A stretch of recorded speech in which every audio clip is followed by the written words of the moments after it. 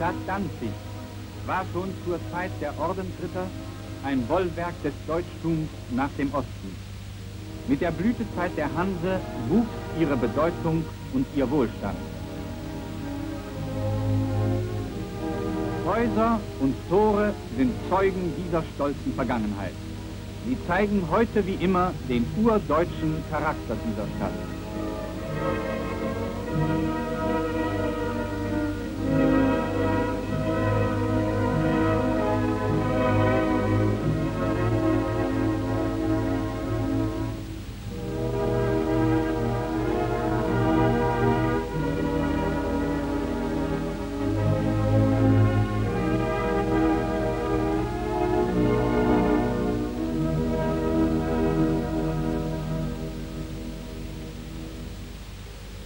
Diese alte deutsche Stadt wurde durch das Diktat von Versailles vom Mutterlande gerissen und zu einem sogenannten Freistaat unter der Kontrolle des Völkerbundes gemacht. Mit Gewalt und Rechtsbetrug sollen zuerst einmal die Volksdeutschen aus dem polnischen Staatsgebiet verjagt werden. In ständig wachsender Zahl flüchten sie vor dem polnischen Terror in den Schutz des Reiches. Zu Hunderten und Tausenden finden sich elende, abgehetzte und verschlagene Menschen in den deutschen Sammellagern ein. So unerträglich auch diese Provokationen für eine Großmacht wie Deutschland sein mussten, immer wieder versucht der Führer, im Interesse des Friedens, eine Änderung dieses unhaltbaren Zustandes auf dem Verhandlungswege herbeizuführen. Ende des Jahres 1938 und Anfang des Jahres 1939 schlägt er der polnischen Regierung zu wiederholten Malen die Schaffung einer exterritorialen Autobahn vor, die das abgetrennte Ostpreußen wieder direkt mit dem Reich verbinden soll und weiterhin die friedliche Rückgliederung Danzigs an das Reich.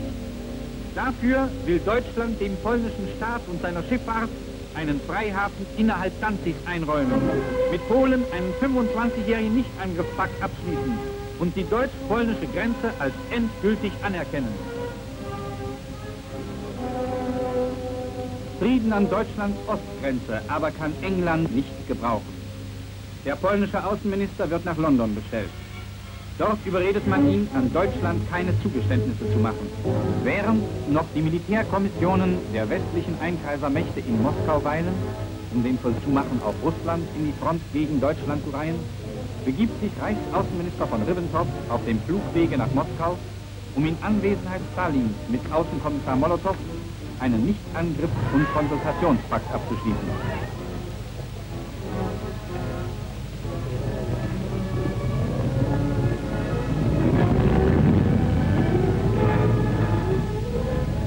Dieser Paktabschluss trifft die Einkreisungspolitiker auf das Empfindlichste. Diese britische Scheinheiligkeit richtet sich selbst, denn zur gleichen Zeit bemühen sich Lord Halifax und seine Kollegen darum, die Völker der Welt für Englands Interessen einzuspannen. Mit eiskalter Berechnung treiben sie zum Krieg, um das Unrecht von Versailles zu verewigen. Auch Frankreich muss mitmachen. Der polnische Staatspräsident Moszycki und der polnische Generalissimus Fritz Schmigli ordnen auf Befehl Englands für Polen die Generalmobilmachung an. Hemmungslose polnische Eroberungsziele werden proklamiert. Die wahnwitzigen Warschauer Machthaber faseln von einer Vernichtung der deutschen Armeen vor den Toren Berlins und sehen die polnische Grenze bereits an der Oder oder gar an der Elbe. Die polnischen Provokationen werden von Tag zu Tag unerträglicher. Immer toller tobt der polnische Terror gegen die wehrlosen Volksdeutschen, die das Versailler Diktat gegen ihren Willen zu polnischen Staatsbürgern gemacht hatte. Zu Tausenden flüchten sie vor den polnischen Mordbanden auf reichsdeutsches Gebiet. Ihre zurückgebliebenen Höfe werden von den Polen planmäßig in Brand gesteckt und verwüstet. Trotzdem bietet der Führer noch einmal eine friedliche Regelung des Konfliktes an. Als Polen auf dieses Angebot zurückweist, erklärt daraufhin der Führer am 1. September 1939, dass von jetzt an Gewalt gegen Gewalt gesetzt werde. Im Zeichen schwerster polnischer Bedrohung erklärt Danzig am 1. September 1939 seine Heimkehr ins Reich. Noch haben sich bewaffnete polnische Banden im Postgebäude verschanzt. Sie bedrohen von hier aus den Frieden der Stadt. Männer der Danziger Heimwehr räuchern im Schutze eines Panzerwagens diesen gefährlichen Schlupfwinkel aus.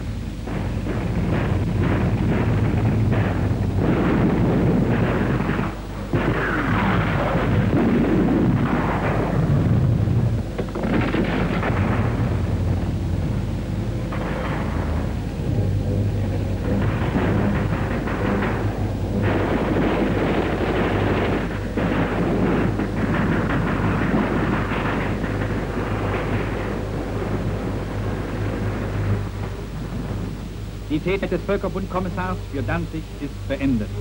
Professor Burkhardt verlässt den Amtssitz. Zum ersten Male wehen auf den öffentlichen Gebäuden Danzigs die Hakenkreuzfahnen. Das deutsche Danzig ist nun endgültig heimgekehrt ins Reich.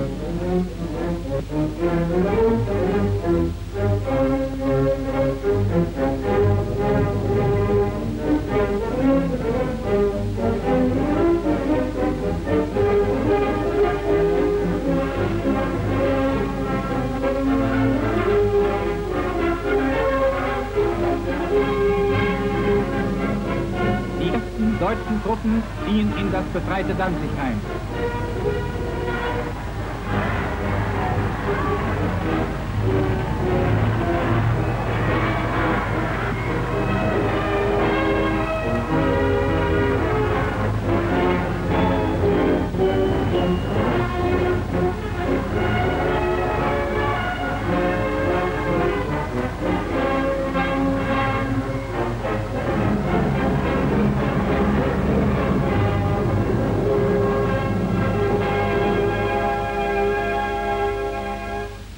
Am 1. September 1939 setzten die Einheiten der deutschen Truppen über die deutsch-polnische Grenze zum Gegenangriff an.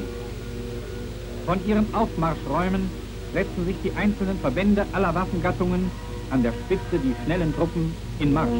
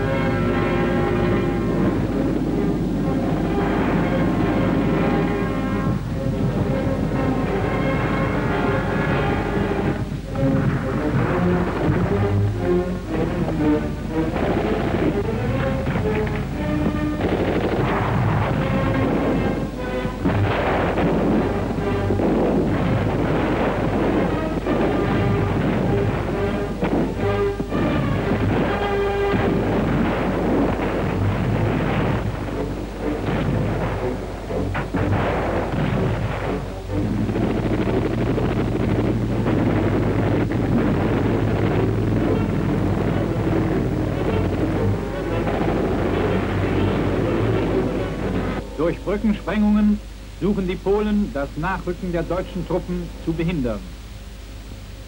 Auch die große Weichselbrücke bei Dirschau wurde völlig zerstört.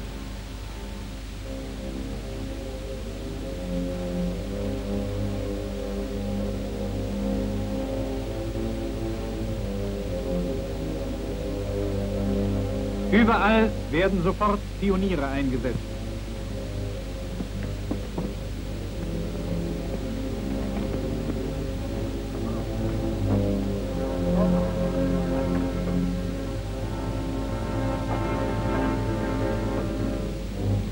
Auch die Männer des Reichsarbeitsdienstes bewähren sich im besonderen Maße bei der Wiederherstellung der zerstörten Straßen und Brücken.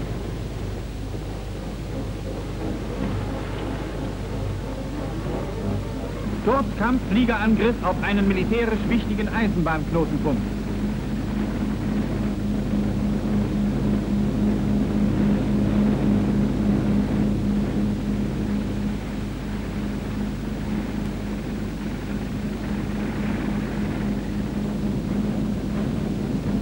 Bei starkem polnischen Abwehrfeuer stürzt der Stuka-Flieger im Steilflug auf die Bahnanlagen zu und zielt dabei mit der ganzen Maschine.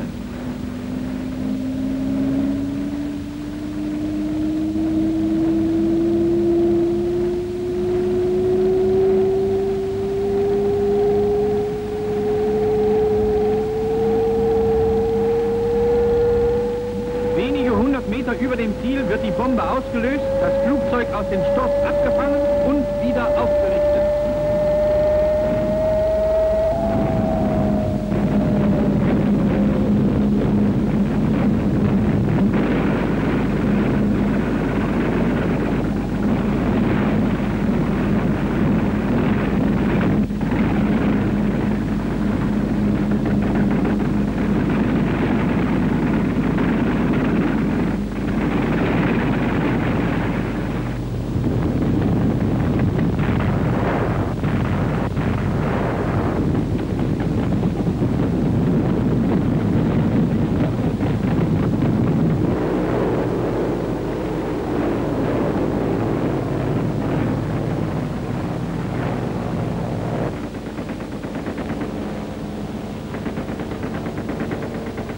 Ausgedehnte und gut getarnte Truppensammelplätze werden mit Maschinengewehrfeuer bestrichen.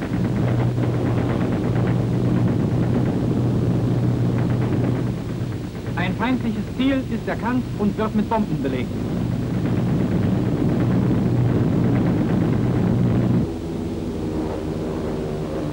In wenigen Tagen beherrschen die deutschen Kampfflugzeuge den polnischen Luftraum. Alle entscheidenden Rückzugsstraßen und bedeutsamen Brücken sind vor den Augen des zurückweichenden Feindes zerstört worden. Eisenbahnpunkte und Bahnhöfe wurden vernichtet. Die eisernen Schienenstränge der Hauptlinien unzählige Male Bombenabwürfe zerrissen und durch zerschmetterte Wagen und Lokomotiven völlig verstopft. Schwer bestückte polnische Panzerzüge, auf deren Wirkung die polnische Heeresleitung die größten Hoffnungen gesetzt hatte, sind durch deutsche Fliegerbomben völlig zertrümmert und aktionsunfähig gemacht worden.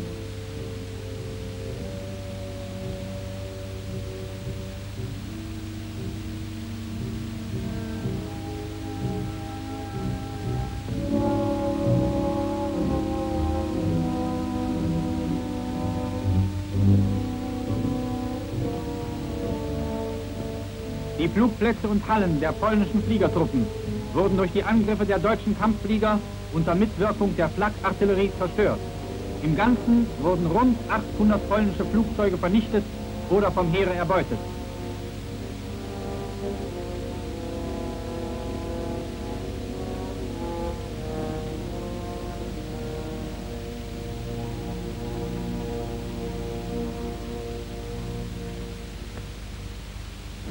Die deutsche Infanterie erneuert ihren unvergänglichen Ruhm. Ihre Leistungen im Marschieren, ihr Ertragen aller Strapazen sind nicht geringer als ihre Leistungen im Kampf. Trotz erbitterter Gefechte und schlechtester Wegverhältnisse gehören Marschleistungen von 50 und 60 Kilometern am Tage nicht zu den Seltenheiten.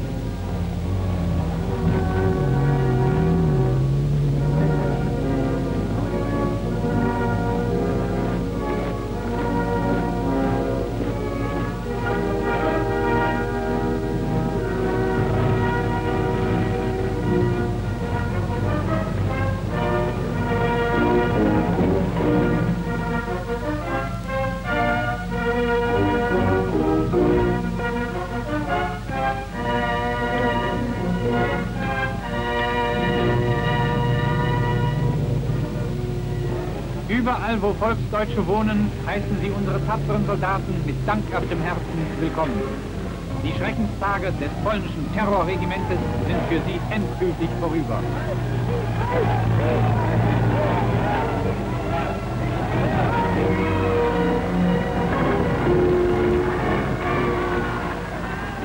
Alle Zeichen der Fremdherrschaft werden schnell beseitigt.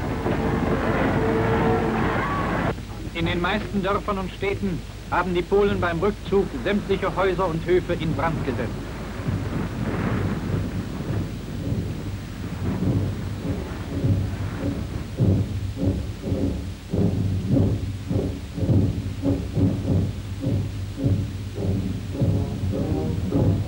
In unaufhaltsamer Verfolgung rücken die deutschen Truppen nach.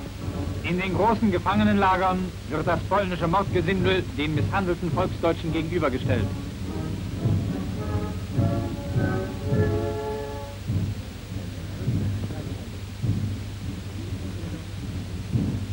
Hier erkennt einer von ihnen den Mörder seines Bruders.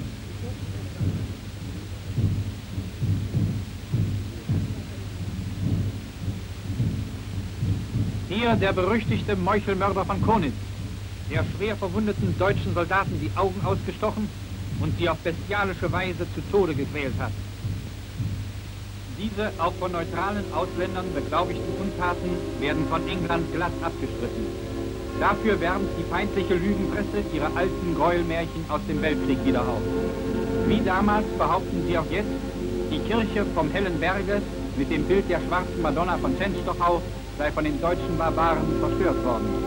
Diese lange nach der Besetzung Częstochows aufgenommenen Bilder beweisen die Unversehrtheit des katholischen Heiligtums.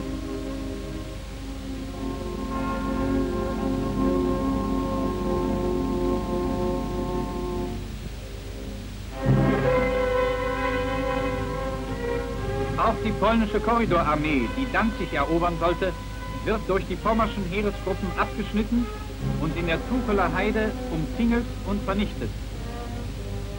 Besonders zäh wird die Westerplatte verteidigt, die als polnische Zwingburg mitten auf Danziger Gebiet festungsmäßig auf das Äußerste gesichert und mit Waffen aller Art gespickt ist.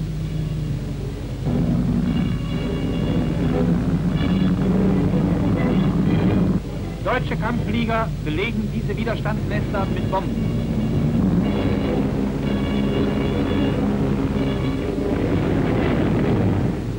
Auch das Schulschiff Schleswig-Holstein nimmt die Westerplatte unter Feuer.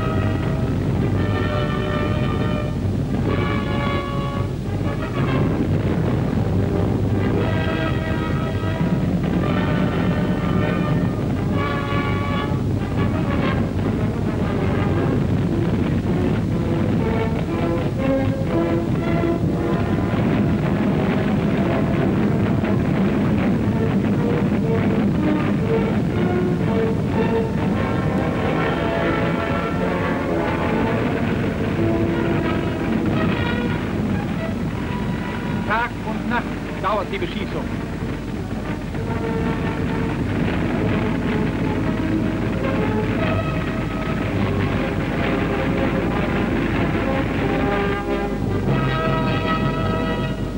Unter dem Eindruck der Beschießung und des Vormarsches der deutschen Truppen bieten die Verteidiger von Singen die Kapitulation an.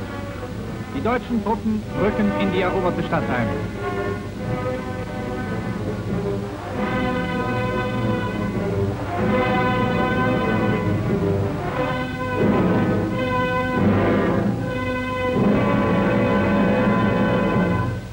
Aus Kellern und Schlupfwinkeln werden die Reste der ehemaligen polnischen Besatzung aufgestöbert, die sich dort in Zivilkleidung versteckt haben.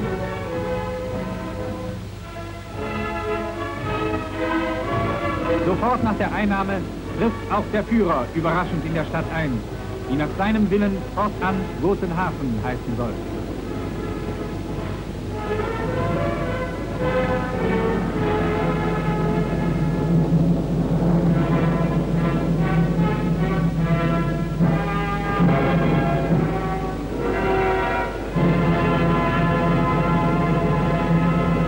Ständig wird der Führer über den Fortgang der Kampfhandlungen unterrichtet.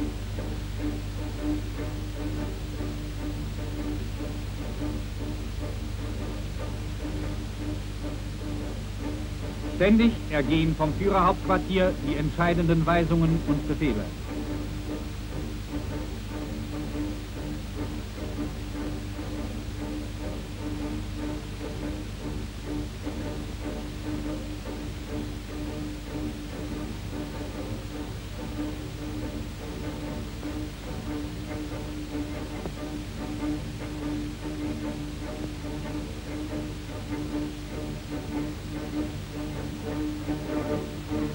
Am 13. September 1939 hat die südlich Radom eingeschlossene polnische Gruppe aufgehört zu existieren.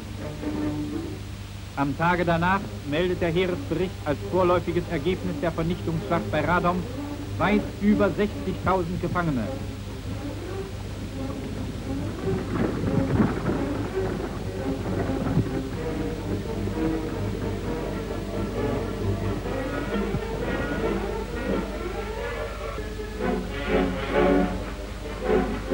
Unübersehbare Mengen von Waffen aller Art sind erbeutet worden.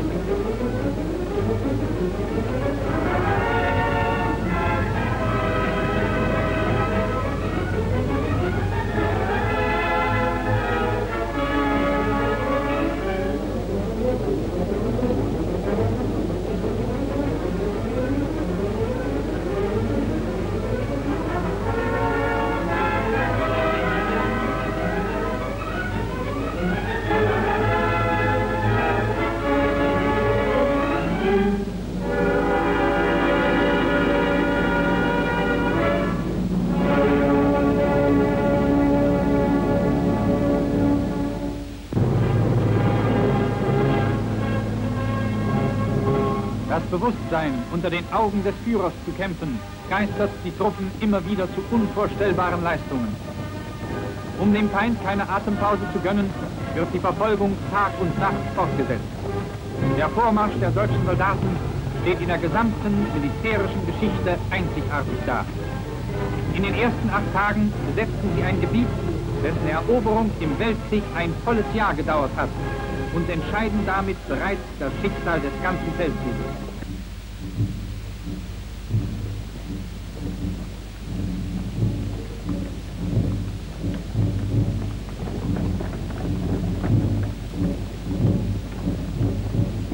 Die ungeheuren Strapazen dieser Tage und Wochen haben unsere Truppen so ermüdet, dass sie überall den fehlenden Schlaf nachzuholen versuchen.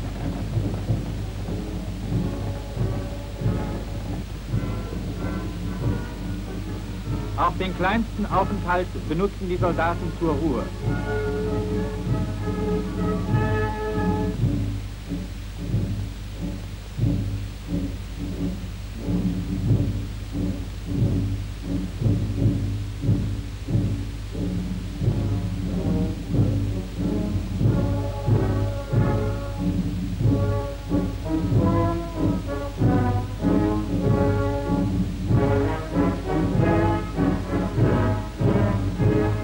Nach der notwendigen Rast gilt die erste Sorge den Waffen, die stets intakt und einsatzfähig gehalten werden müssen.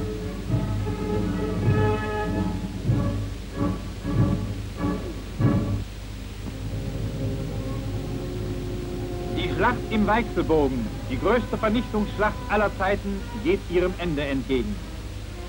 Am 13. Kriegstag ist der Ring um die Reste der polnischen Hauptarmee geschlossen. Die in fortgesetzten Angriffen mehr und mehr zusammengetriebenen polnischen Divisionen versuchen vergebens, durch verzweifelte Gegenstöße an verschiedenen Stellen den Ring, der sie umschließt, zu sprengen. So wie sich vorher die Angriffskraft der deutschen Divisionen auf das Höchste bewährt hatte, so bewährt sich nun nicht minder ihre Standfestigkeit. Das Ergebnis dieser Schlachtenfolge war die fast restlose Vernichtung der westlich der Weichsel angesetzten polnischen Armee.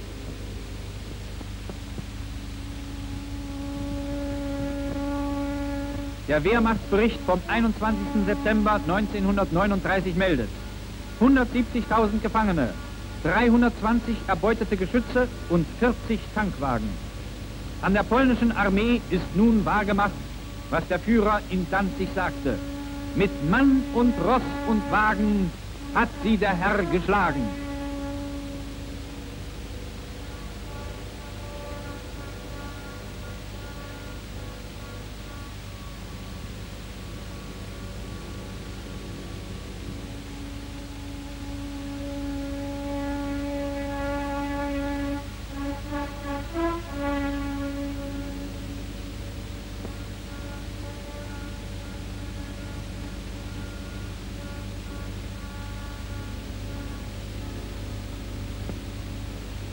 Um die Bevölkerung von Warschau vor Not und unnötigem Blutvergießen zu bewahren, lässt das deutsche Oberkommando durch Funk und Flugzettel den Kommandanten der Stadt auffordern, sich innerhalb von 12 Stunden zu ergeben. Als diese Aufforderung ergebnislos verläuft, wird dem polnischen Kommandanten erneut vorgeschlagen, wenigstens den Abzug der Zivilbevölkerung zu ermöglichen. Auch diese Aufforderung bleibt ergebnislos. Lediglich 870 Angehörige des diplomatischen Korps und 1200 andere Ausländer können Warschau auf dem von den deutschen Kommandobehörden bestimmten Wegen verlassen.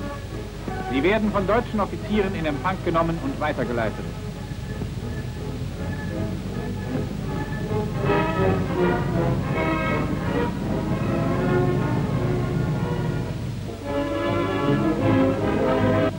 Nachdem alle Versuche zur Rettung der polnischen Zivilbevölkerung Warschaus fehlgeschlagen sind, müssen nun die Kanonen sprechen.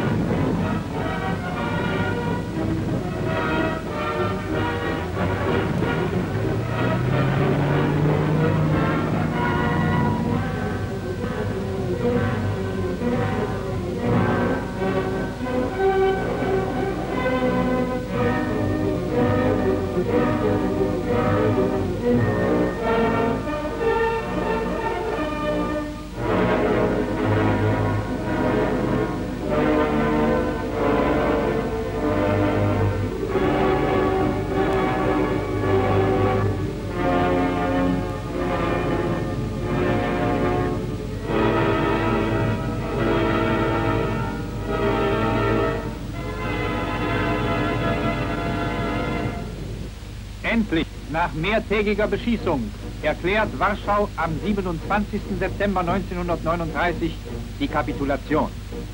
Im Weichbild von Warschau empfängt General Blaskowitz den polnischen Parlamentär.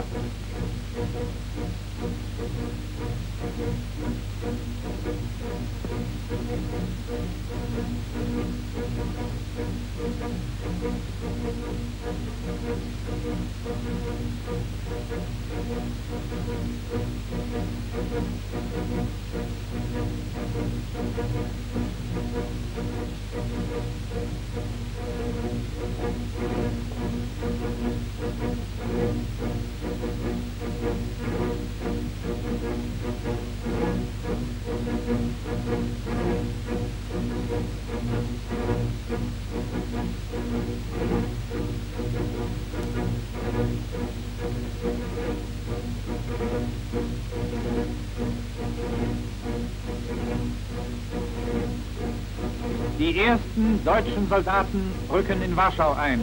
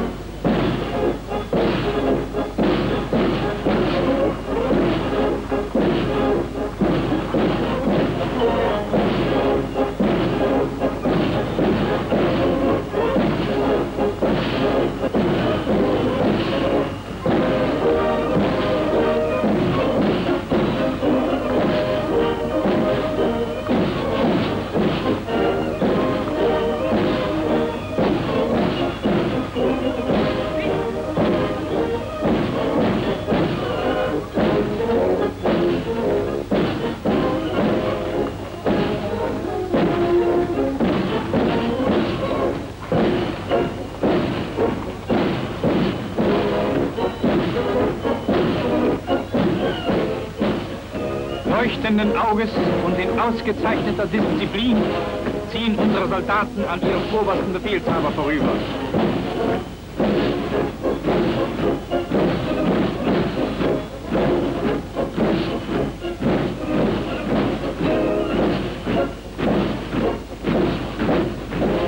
Diesen Männern sieht man nicht an, dass sie unmittelbar aus dem Kampf kommen, schwerste Strapazen hinter sich haben. Ein stolzes Bild deutscher Wehrkraft und Stärke und die Gewähr für den endgültigen Sieg.